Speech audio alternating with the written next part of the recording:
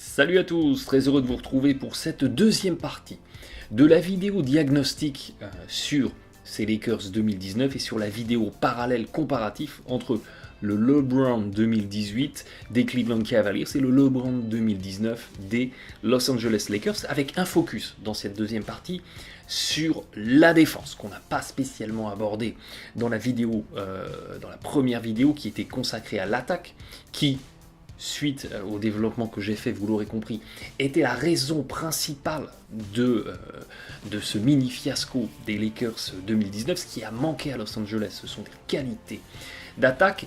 Est-ce pourtant à dire que tout va bien en défense? Eh bien, c'est ce qu'on va voir dans cette vidéo.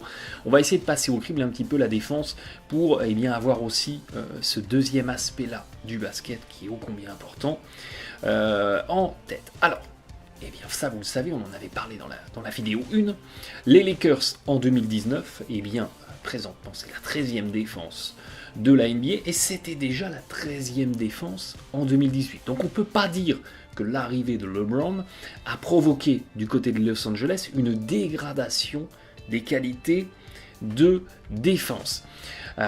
Même si, et je suis le premier à les montrer sur les réseaux sociaux, même si on voit plein de séquences où LeBron est en intensité zéro en défense, et ça me fait m'arracher les cheveux, et ça me fera toujours aussi mal au cœur de voir des joueurs comme ça sur le terrain abandonner la défense, malgré toutes ces séquences-là, eh bien les Lakers, c'est quand même la 13e défense de la NBA, donc c'est très inégal, mais au global, être 13e, surtout dans une saison 2018-2019 où il y a quand même beaucoup de locomotives d'attaque, beaucoup d'équipes qui attaquent très bien, ça reste une belle performance. Donc il n'y a pas d'inquiétude à avoir au global sur les qualités de défense des Lakers qui sont tout à fait correctes malgré tout ce qu'on a pu vous montrer. Les Lakers en 2019, quand on regarde un petit peu la shooting chart défensive, eh bien c'est la 8e meilleure défense de la NBA en protection du cercle, donc globalement on protège bien le cercle de Los Angeles, et c'est la 10e défense de la NBA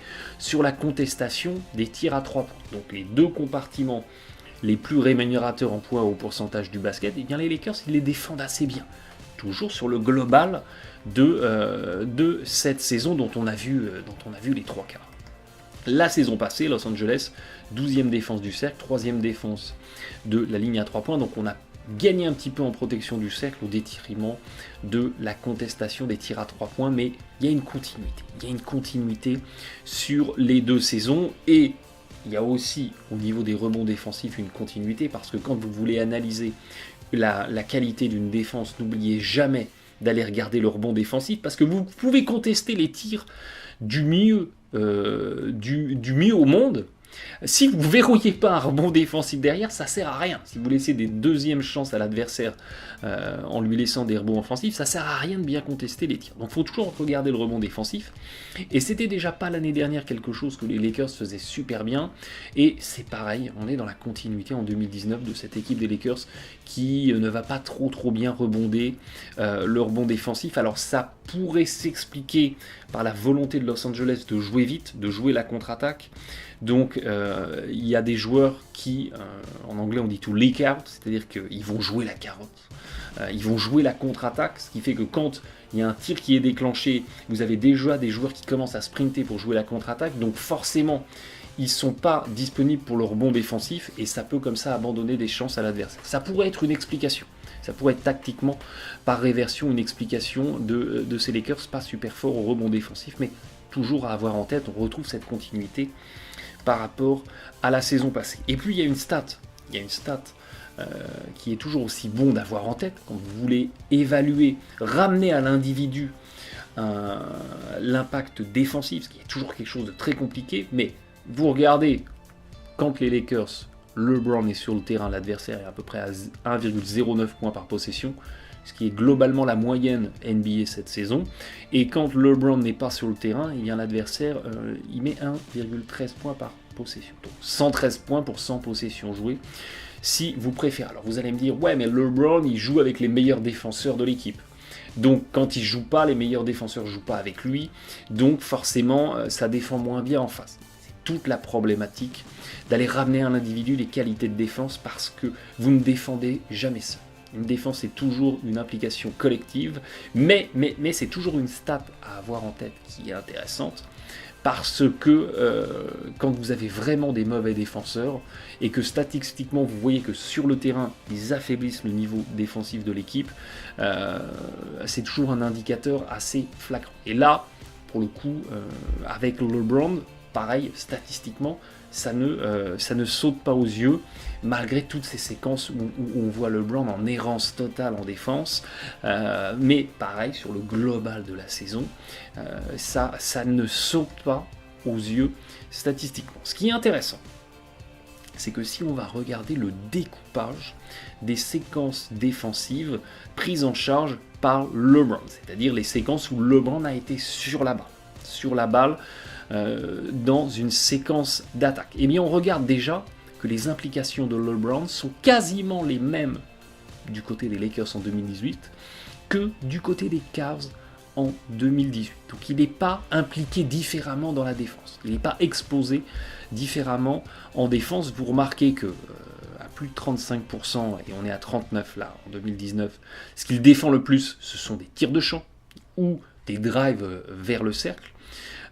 Et que la saison passée, dans une défense cataclysmique, catastrophique des Cavaliers, eh bien, il avait un rendement défensif qui était inférieur à la moyenne. Donc la contestation des tirs était catastrophique aux Cavs. Et que cette année, du côté des Lakers, parce qu'au global on est une défense correcte, eh bien cette contestation des tirs, elle est dans la moyenne, elle est bonne. Deuxième chose qu'il défend le plus, eh bien c'est du pick and roll porteur de balle. Et quand on défendait moyennement le pick and roll la saison passée à Cleveland, eh bien LeBron il le défend de manière excellente du côté des Lakers, parce qu'on a une tonalité collective globale meilleure, parce qu'on a une capacité à changer sans exposer un coéquipier en défense du côté des Lakers cette année qui est meilleure que la saison passée du côté des Cavs. Et on a au global LeBron qui défend beaucoup mieux, ou en tout cas une équipe des Lakers qui, quand LeBron est dans une séquence défensive du pick and roll, défend beaucoup mieux que la saison passée du côté des Cavs. Et puis on a quasiment les mêmes tendances sur l'isolation et le pick and roll, avec un LeBron qui sur l'ISO la saison passée, c'est pareil, avait une défense dans la moyenne, et cette année on a une défense qui est un tout petit peu meilleure de l'isolation. Donc là pour le coup on a vraiment un LeBron laissé seul entre guillemets défensivement. Donc on voit très bien que quand on va analyser les séquences défensives où LeBron est impliqué du côté des Lakers, on n'a pas des stats défensives qui sont déconnantes, qui sont mauvaises. On a une tonalité globale qui est pas mal, qui est voire bonne, voire très bonne sur certains compartiments. Et on ne peut pas vraiment dire que LeBron affaiblit la défense des Lakers malgré toutes ces séquences qui sont absolument flagrantes, où il est en intensité zéro, où il baisse les bras. Il faut croire que lissé sur la saison, ces séquences en intensité zéro, eh bien, elles ne sont pas majoritaires. C'est là où je veux en venir, et on n'a aucune donnée factuelle qui permet de dire que LeBron tue défensivement les Lakers sur l'exercice 2018-2019. C'est le même LeBron que le LeBron des saisons passées du côté des Cavs. C'est le même LeBron qui, par séquence, il va complètement arrêter de défendre. Il va venir flotter à l'opposé, il va perdre son attaquant des yeux, et il va lui laisser 3-4 mètres pour qu'il prenne un tir tout seul. Ou il va se laisser complètement déborder, et il va pas faire l'effort sur le drive, ou il va pas venir sur faire des close-out, des fermetures très agressives en contestant. Mais ça, c'était déjà la même chose à Cleveland la saison passée, et c'était déjà la même chose à Cleveland il y a 2 ans, et c'était déjà la même chose à Cleveland il y a 3 ans. Donc quand les Lakers signent LeBron à l'intersaison 2018, ils savent très bien qu'ils vont récupérer un joueur qui n'est pas un grand défenseur et qui a une intensité à géométrie variable. Donc rien de neuf à La La Land à ce sujet. c'est malheureux, et je suis le premier à regretter qu'un joueur du calibre de LeBron, et c'est vrai pour tous les joueurs calibre All-Star, calibre All-NBA, je suis le premier à regretter que ces joueurs-là abandonnent des séquences complètes de défense. Mais c'est comme ça, et on va pas se raconter des histoires, ça ne va pas changer. La saison prochaine, malgré toute la bonne volonté du monde, on aura le même LeBron, qui, par séquence, sera un super défenseur, par séquence, viendra bien aider, viendra bien fermer, et puis à d'autres moments, il abandonnera complètement. Donc c'est un package clé en main, ce package défense à géométrie variable, ça fait partie du package global LeBron. Et ça, malheureusement, ça ne va pas changer. Elles sont loin les années Miami, où Spoelstra était sur son dos et où il faisait vraiment l'effort en défense. C'est triste à dire, mais c'est comme ça. Et c'est pas nouveau. Et les errances qu'on voit aux Lakers cette année, on les voyait déjà plein de fois les saisons passées du côté des Cavs. Ce qui fait la différence, c'est qu'il y a des coéquipiers un petit peu plus impliqués aux Lakers en défense qui permettent de compenser. Et au global, c'est assez bien masqué. C'est malgré tout assez bien masqué. Il est loin le temps 2018 où les Cavs étaient la 29e ou 28e défense de la NBA, où LeBron était en errance et c'était pas masqué. Aux Lakers, ils ont réussi quelque part à le masquer. Ce qui est frustrant pour les fans des Lakers, c'est que cette défense qui, au global, sur l'intégralité de la saison, est pas trop mal, 13e, elle est complètement inégale. C'est-à-dire qu'on a très mal commencé la saison en défense. Ensuite, on s'est super bien ressaisi. On a fait un mois de novembre, décembre et janvier où on a été solide en défense. Et puis, février-mars, tout s'écroule et on redevient l'une des plus mauvaises équipes de la NBA en défense. Donc, il y a un véritable ascenseur émotionnel sur les qualités de défense et ça ne devrait pas arriver. Ça ne devrait pas arriver parce que autant vous pouvez avoir des pannes d'adresse qui font que vous avez une attaque à géométrie variable, surtout quand vous êtes une équipe, ce qui n'est pas le cas des Lakers, mais quand vous êtes une équipe qui dépend beaucoup du tir à 3 points, il y a des soirs où ça ne veut pas, il y a des semaines où ça ne veut pas. Ça ne s'explique pas, on prend les mêmes tirs, on a les mêmes tirs ouverts, on a la même mécanique, mais ça ne veut pas. On est dans un bad mood de l'adresse, et autant il peut y avoir des inégalités sur les qualités d'attaque, autant sur les qualités de défense, ça ne doit pas arriver. Parce que la défense est une question d'envie, c'est une question d'intensité, et quand vous vous présentez le soir avec l'envie, l'intensité, il n'y a pas de raison que votre défense, elle s'écroule. Donc ça c'est frustrant, et ça cache effectivement quelque chose, ça cache peut-être un déficit de cohésion, peut-être effectivement une équipe qui n'arrive pas à se fédérer, qui n'est pas assez soudée, et c'est cette défense à géométrie variable au global équipe qui peut être un petit peu frustrante. Je pense que les Lakers souffrent beaucoup de l'absence de Lonzo Ball, qui quand on regarde ramené en qualité d'attaque, qualité de défense, quand il est sur le terrain, on remarque que les Lakers ont pratiquement le meilleur rendement en termes de qualité de défense, et quand on s'intéresse à LeBron, on remarque que quand il est sur le terrain, le global défensif de l'équipe est globalement meilleur que la moyenne globale de l'équipe. Donc une nouvelle fois on retrouve ces données qui ne permettent pas d'imputer tous les maux défensifs des Lakers à LeBron, mais je pense que l'absence de Ball effectivement a été vraiment préjudiciable, parce que c'est un bon défenseur, ne l'oubliez pas, aux capacités de défense de l'équipe. C'est un arrière de grande taille, donc il y a une vraie interchangeabilité, on peut changer en défense sans trop pénaliser l'attaque.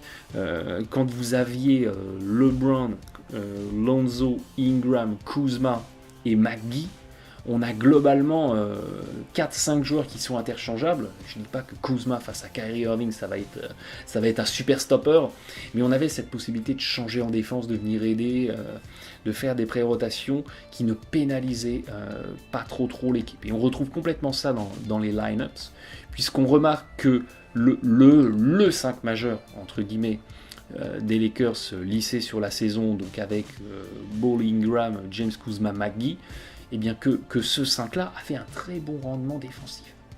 Et une autre formule du 5, où on garde Ball en meneur et on intègre Josh Hart à la place de Ingram, avait aussi un excellent rendement défensif. C'est quand on commence à enlever LeBron ou à enlever Ball que ça commence à être le bazar. Que ça commence à défensivement être le bazar. Sur ces 5-là, on est à 111, 113, et sur celui-ci où on a Rondo à la place de Ball, on tombe à 110. Donc il y a effectivement, on digresse un petit peu, on sort un petit peu du Karl Brown, mais il y a évidemment un Lonzo qui a manqué aux Lakers pour maintenir de bonnes qualités de défense. Donc le bilan de ce LeBron 2018 versus LeBron 2019 en défense. Eh bien évidemment qu'on a toujours un LeBron en intensité discutable, avec des gros passages à vide, des grosses séquences d'errance, où on va s'arracher les cheveux, n'importe quel amoureux de la défense va s'arracher les cheveux. Mais ça n'est absolument pas nouveau. On a vu ça tellement de fois du côté des Cavs sur les saisons passées, que on est presque arrivé à un stade où on s'en étonne plus, on s'en offusque plus. Là où c'est problématique, et on en revient toujours à la même chose, c'est que les stops défensifs que les Lakers arrivent à arracher, et ils en arrachent parce que c'est la 13e meilleure défense de la NBA, eh bien ils ne sont pas suffisamment exploités, parce qu'on l'a vu derrière, les Lakers, en transition, donc en jeu rapide derrière un stop défensif, eh bien ils ont un rendement offensif qui est très très faible, parce qu'il n'y a pas assez de capacité de spacing, parce qu'il n'y a pas assez de capacité de sanctionner au-delà de la ligne à 3 points ou sur des 2 points longs pour ouvrir des intervalles comme ça, pour avoir des joueurs qui finissent fort en dessous. Donc la bonne défense ne permet pas de générer une attaque facile, ou en tout cas pas suffisamment une attaque facile, une attaque à haut pourcentage, et quelque part le cercle vertueux autour de la défense qui génère une bonne attaque, vous n'arrivez pas à le créer. Et c'est d'autant plus frustrant que les Lakers 2019 fonctionnent comme les Cavs 2018, c'est-à-dire dans le cercle vertueux inversé. Traditionnellement, une bonne défense permet de générer une bonne attaque. Et derrière, vous marquez des points, vous êtes motivé et vous êtes réinvité à bien défendre et vous générez comme ça un cercle vertueux. Les Cavs, c'est l'inverse. 2018, c'était l'inverse. Et 2019, les Lakers, c'est aussi un petit peu l'inverse. C'est-à-dire que on n'arrive pas à bien attaquer. Donc on n'est pas motivé pour bien défendre. Donc on ne défend pas. Donc on n'a pas de panier facile en transition. Donc on n'arrive toujours pas bien à bien attaquer. Donc on n'est toujours pas motivé pour défendre, etc., etc. C'est le cercle inversé. Alors que quand les Cavs, la saison passée, il y avait de l'adresse, ils mettaient des points, J.R. Smith mettait ses points, LeBron mettait ses points, derrière ils avaient envie de défendre. Et c'est un peu pareil du côté des Lakers. On a un LeBron qui est frustré parce qu'en attaque ça se passe pas comme il le souhaitait. Résultat, il veut plus défendre et c'est le cercle vicieux de la loose. Donc il y a aussi ça qui pénalise l'équipe. Donc le bilan, c'est que incontestablement, il y a des lacunes défensives qui sont parfois flagrantes. Et je suis le premier à vous les mettre en vidéo sur les réseaux sociaux. Mais ça n'est pas, une nouvelle fois, la raison principale de cette saison manquée du côté des Lakers. Des Lakers qui seraient restés 13e défense de la NBA entre 13 et 10 en maintenant une intensité un peu plus lissée sur l'année et qui auraient réussi derrière, au lieu d'être la 22-23e attaque, à être la 10-12e. C'était une équipe des Lakers qui était pas loin des 50 victoires, qui faisait les playoffs et qui ressortait de cet exercice 2018-2019 avec le sourire. Donc la vraie raison, elle est là, et une nouvelle fois, la défense n'est pas la raison de la faillite, si faillite il y a, de ces Lakers version 2019, et ça n'est certainement pas imputé à LeBron qui, bon gré mal gré, s'est quand même fondu, et ça ressort dans les stats, dans la tonalité défensive globale de l'équipe, même si toutes ces errances évidemment ont causé bien du tort aux Lakers. Merci de votre fidélité, merci d'avoir été là, on se dit à très vite, bon match à tous.